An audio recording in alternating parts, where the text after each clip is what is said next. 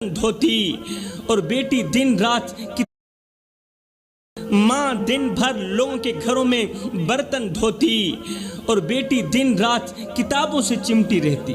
بیٹی تعلیم حاصل کر رہی تھی۔ بیٹی کی آنکھوں میں ایک خواب تھا کہ میں ڈاکٹر بن کر ماں کو سکون دوں گی۔ ہائے، ماں لوگوں کے جوتے صاف کرتی، کپڑے دھوتی کہ کسی نہ کسی طرح میری بیٹی کامیاب ہو جائے۔ خیر، امتحان کا دن آیا۔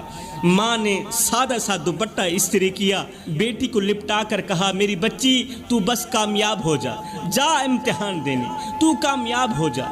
جس دن تو کامیاب ہو جائے گی نا، اس دن میں اپنا سارا دکھ بھول جاؤں گی۔ بیٹی امتحان دینے چلی گئی۔ سارا پرچہ بہترین ہوا۔ میری قوم کے نوجوانوں، دل کے کانوں سے سنیے گا، سارا پرچہ بہترین ہوا، لیکن آخری سوال پر بیٹی کی آنکھوں سے آنسو بہنے لگے۔ آخری سوال پر بیٹی کی آنکھوں سے آنسو بہنے لگے۔ آخر وہ کون سا سوال تھا جس نے اسے رونے پر مجبور کر دیا؟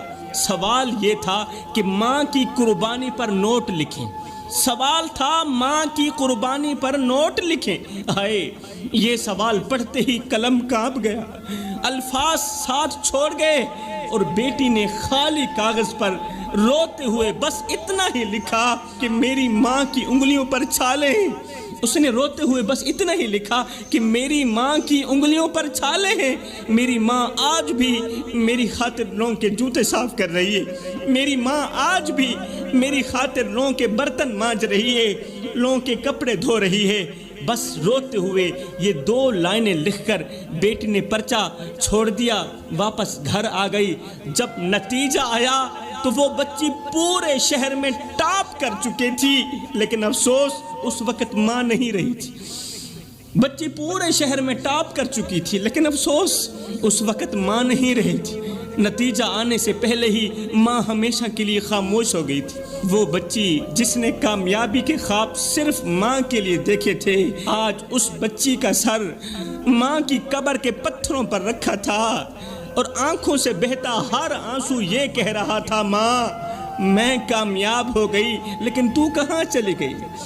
دیکھنا، تیری بیٹی پورے شہر میں سب سے بڑھ کر کامیاب ہوئی ہے، لیکن تو کہاں چلی گئی؟ یہ دن دیکھنا تیرے نصیب میں کیوں نہیں لکھا تھا؟ جوانو، کامیابی وہ نہیں جو تمہیں دنیا کے سامنے سرخرو کرے، کامیابی وہ ہے جو تمہیں ان آنکھوں کے سامنے شرمندہ نہ کرے جنہوں نے تمہارے لیے نیندیں قربان کی، تمہاری ماں، تمہارا باپ، جنہوں نے تمہارے لیے کپڑے دھوئے، جوتے صاف کیے۔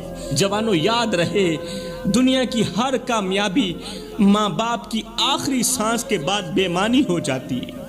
جو رات ماں کے قدموں میں بیٹھ کر گزرتی ہے نا، وہی رات تمہاری تقدیر لکھتی ہے۔